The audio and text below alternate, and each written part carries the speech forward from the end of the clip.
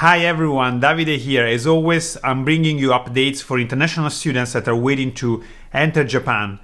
And today I want to talk about few things. I want to start talking about certificate of eligibility that are expiring in July, what's going to happen to them in case Japan doesn't open the border. I want to talk about vaccine passports and checking the latest news, and also how Europe and America are easing travel restriction with Japan. So basically, they're saying that it's okay to travel to Japan or having Japanese traveling in Europe, for example. Just trying to keep updated and you know, since there is no official communication, at least with the news, we know if we should start preparing to go to Japan or there is still time to wait. So please stay with me, watch the full video, and I hope I can be helpful with the information I will share with you. So first, let me start with sharing my screen here. And you see on my Twitter, if you are not following on me on Twitter, you can just look for Rossi Davide. That's my Twitter handle, and I update and check Twitter regularly. You can also message me if you want on Twitter.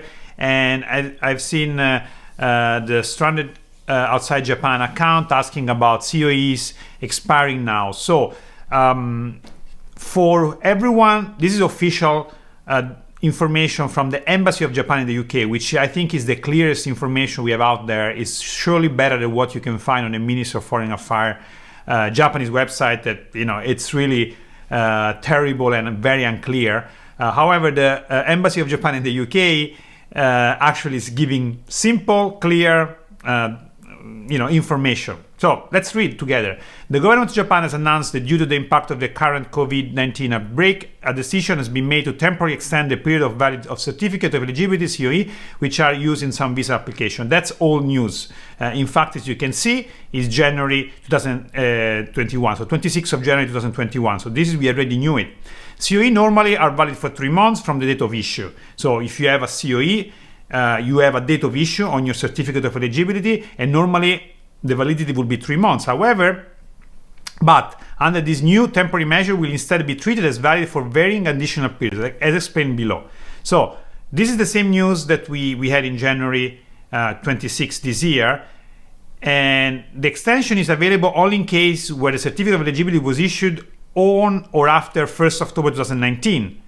In fact, those are the students that may have not been able to enter Japan because of COVID. So if your COE was issued before the COVID started and you haven't been in Japan, but you still for some reason have the COE, that's of course is not valid. If your COE has been issued after 1st of October 2019, which I think pretty much all of you, then you need to see those 3 cases. If it was issued between the 1st of October 2019 and the 31st of December 2019, will be valid until the 30th of April 2021. So it's already expired. However, I think most of the people that had a certificate of eligibility during those 3 months are already in Japan, came to Japan because COVID didn't start yet, or at least it wasn't, Japan wasn't aware, the world wasn't aware about COVID yet, and people could come to Japan. Even January and February 2020, people could still come to Japan. So I think no one of you is in this case. Most of you are in the next 2 cases. So if the COE was issued between January 2020 and the 30th of January 2021, will be treated as valid until the 31st of July 2021. So for example, if you receive a COE in February 2020 to enter Japan in April 2020, or if you receive a certificate of eligibility in May 2020 to enter July 2020, and so on. So if you receive a certificate at any time between January 2020 and 30th of January 2021, your certificate of eligibility validity will be until the 31st of July 2021. If your certificate of eligibility is issued on or after the 31st of January 2021, will be treated as valid for 6 months from the date of issue. So for certificates that are expiring because of it, so for example, if your certificate was issued the 31st of January, again, the date, since it's 6 months, will be the 31st of July 2021, and so on. For certificates that are issued in February, it will be 6 months, 6 months, 6 months. So what does it mean? It's that there is a very large number of students that couldn't enter Japan and have their certificate of eligibility expiring the 31st of July because of the extension will be until the 31st of July. So people are asking, if I cannot enter in Japan by the 31st of July, what's going to happen to me? Do I need to reapply again? The answer, it's yes. I know, I want to make a disclaimer here. I know from Japanese language schools, which I think cover students in general, because I don't think there will be difference depending on language students or university students for the certificate of eligibility. I'm not 100% sure of working visa. However, before the rules were the same for student and working visa, so I can just assume, or if I have to guess, I would say that would be the same also for workers. But I strongly suggest you to call the Japanese embassy in your country, call your employer just to double check that, because it's not my expertise about working visa. So I'm just trying to do the best I can, since I know you really need information, and I'm trying just to try to explain based on the data I have. However, for students, unfortunately, specifically for language students, if your certificate of eligibility is expiring the 31st of July because of what we said, if you cannot enter to Japan by the 31st of July, you will have to reapply to your language school. Now, as you know, I work for Gogo Nihon, and Gogo Nihon is processing a lot of student visa, and we have already informed our students about the procedure. Fortunately enough, the procedure for reapplying, for example, let's say for October term or for January term 2022, it's very easy. They just want you to check if the information you provide in the application form, nothing had changed. For example, you change your residence, or something changed, which could be probably just your address. I think there is no your work and study history wouldn't change. And second, so basically you just need to check that the information is the same. And second, you need to submit a newer photo because of the fact they want to have a recent photo when you apply. So I think it just can take a new photo. That's not a big deal. So the application is very simple. Now the schools are, at least the one working with Gogo Nihon, are already asking the students to reapply now. We still don't know. No one knows. Unfortunately, no one knows if you are going to be able to enter Japan before October. In case the border open, let's say in July, and you can actually enter in July, it will be okay because they're not asking you to send back your certificate of eligibility. So basically you can still reapply for October, keeping the certificate of eligibility until we know for sure that you have to return it. So I think that's how the language schools are moving. And they also don't know what the government will decide, unfortunately. I know the language schools are really pressuring a lot the government to give information. I know they asked many times before the final decision of not extending the certificate of eligibility was made to consider extending the certificate of eligibility again.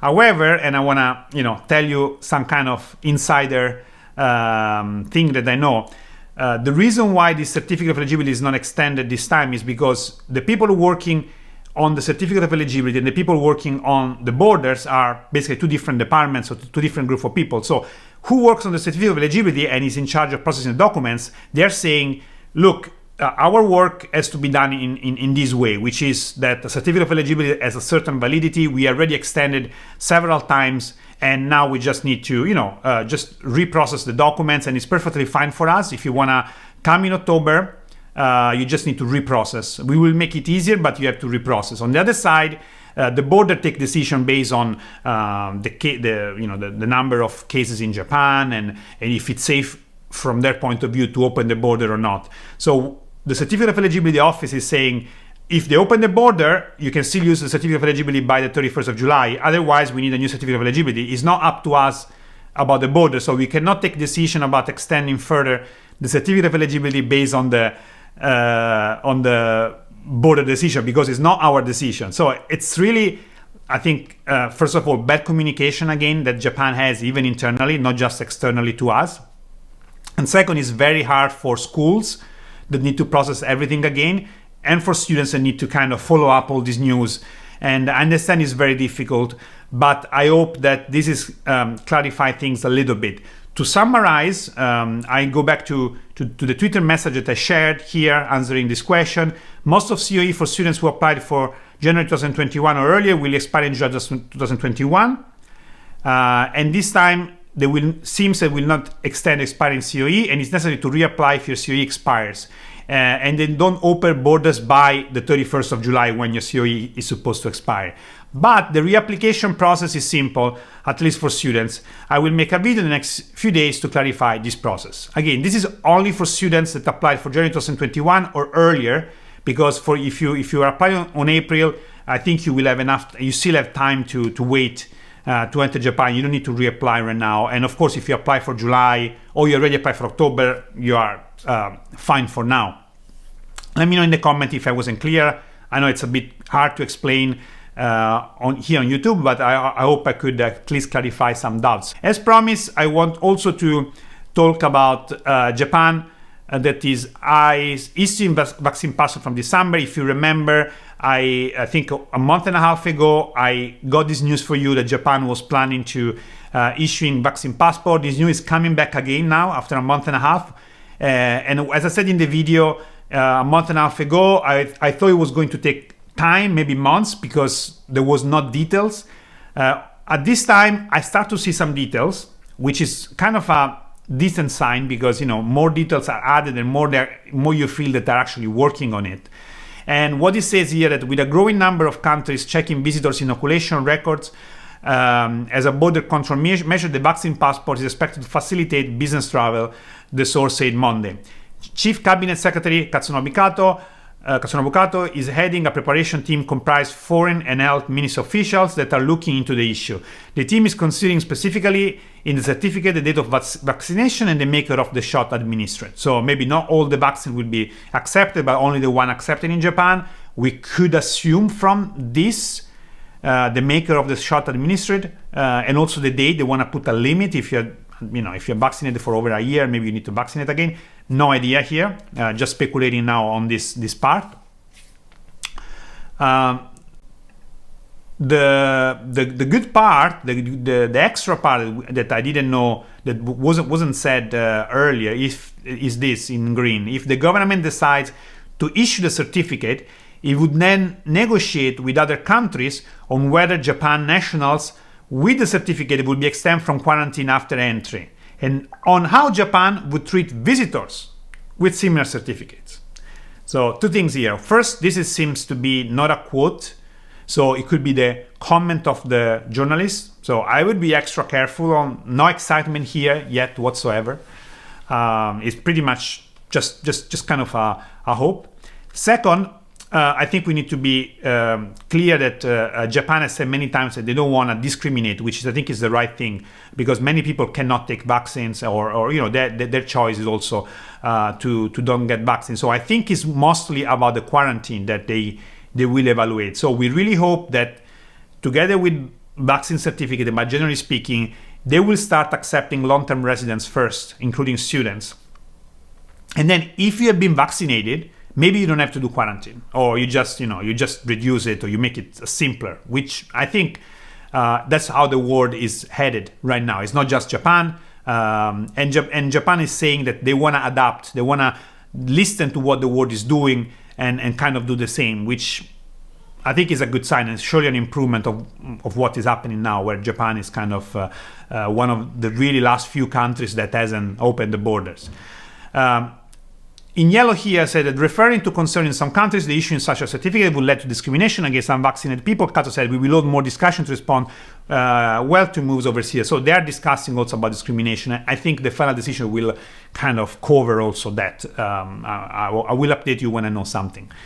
Quick update on the number of cases in Japan. As you can see, we had 1, 2, 3, 4 waves. The first wave for Japan was really minimum. We had a maximum of 366 cases nationwide, a country of under 30 million people, 360 cases per day maximum the first wave. The second wave was still relatively low, 1,300. And then the third wave was the biggest one so far, with a peak of, I think, 6,000 or 6,300 per day for just a few days though. And then the fourth wave, the one we currently is ending now, we also reached about 5,000 per day, but now yesterday was only 1,200, as you can see here. Sorry, that's 2 days ago.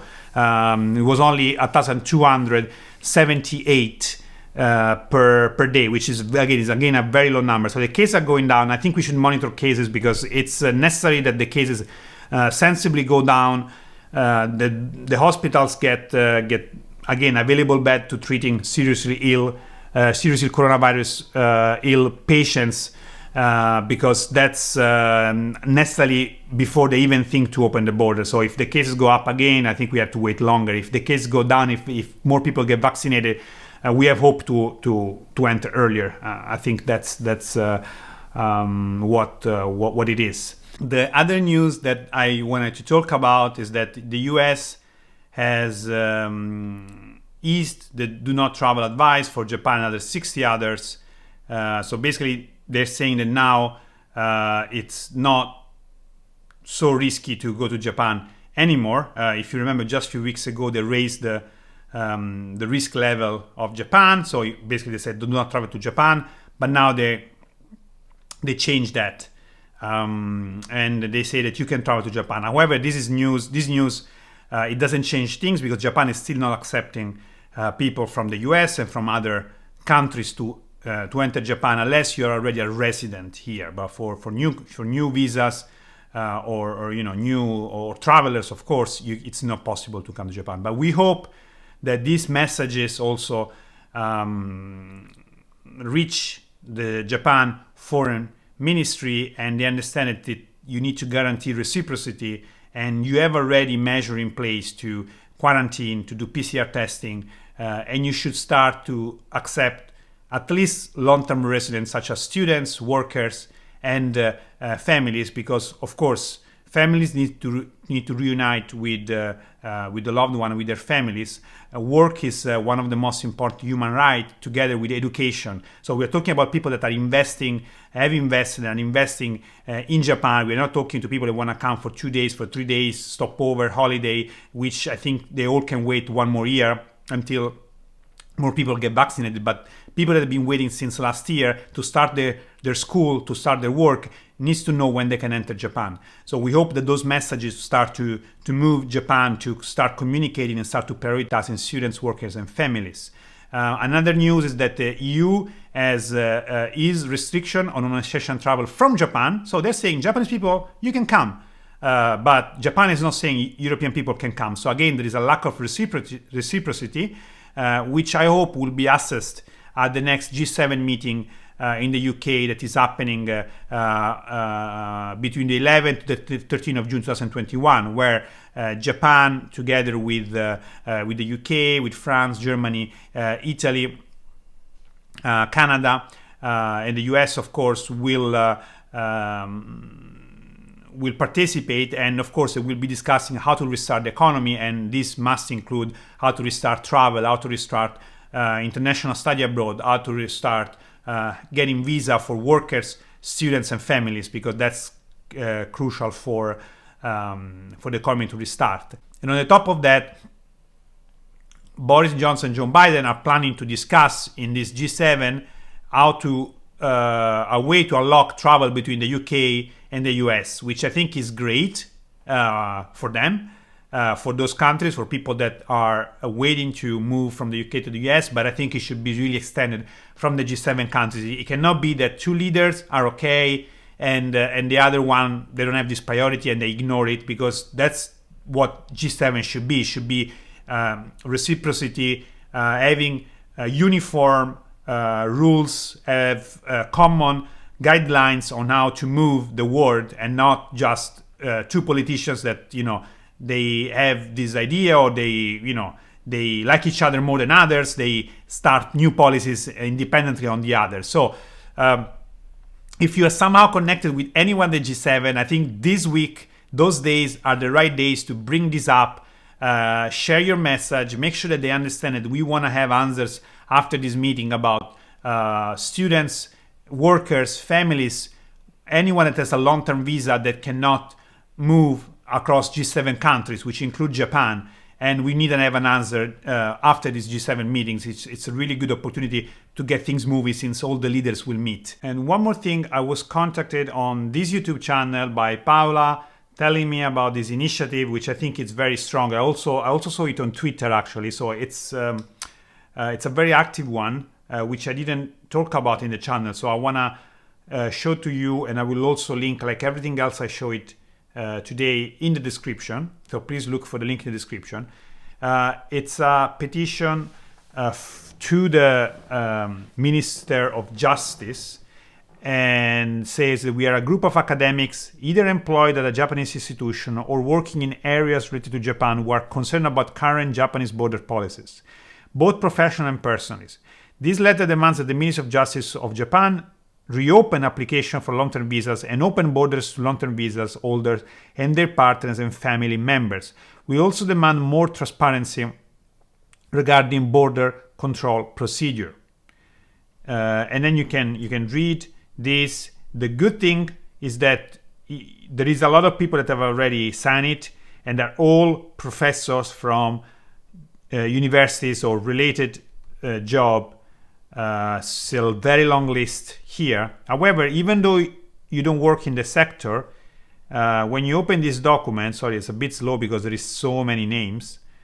When you open this document, you find here, if you're an academic, you like to add your name here. So you click here if you're an academic to add the name on the list. But also you can support even though you're not an academic. If you click to this link, you go to this page, and you can basically, let's see, computer is decided to be very slow right now. And then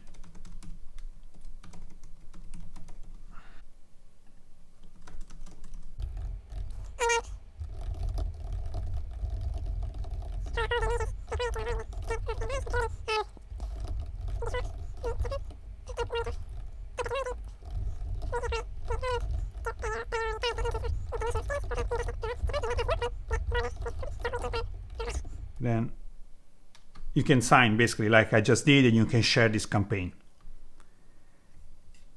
Okay, so that was my the last thing for today. Again, thank you very much for watching. As always, please, if you have questions or you want me to show something else in the next video, you want me to talk about something in the next videos, please let me know in the comment.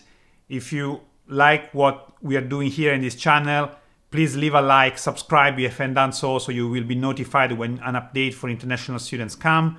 And also leave a comment just telling what did you like about this video, what do you like about what we are doing here. It's very important for us also to listen from you. If you like the channel, don't forget to share the content, especially the interviews. Whenever I talk about the miserable situation of international students that are stranded outside Japan for over a year, please especially share the content so more people are aware, and hopefully the government will start listening to us, and we will know soon when we can enter in Japan.